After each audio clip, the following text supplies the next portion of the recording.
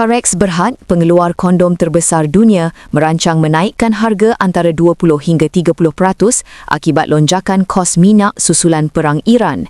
Ketua Pegawai Eksekutif, Goh Miah Kiat, menjelaskan kos bahan mentah seperti getah sintetik, nitril, pembungkusan dan pelincir silikon meningkat mendadak akibat gangguan rantaian bekalan global, jelas beliau dalam kenyataan.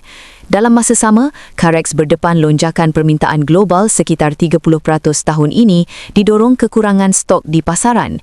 Namun, penghantaran ke Eropah dan Amerika kini mengambil masa hampir 2 bulan berbanding sebulan sebelum ini. Carex menghasilkan lebih 5 bilion kondom setahun, membekalkan kepada jenama utama serta organisasi kesihatan global termasuk Agensi Pertubuhan Bangsa-Bangsa Bersatu. Dengan pasaran yang rapuh dan kos semakin meningkat, Carex tiada pilihan selain memindahkan beban kos kepada pelanggan.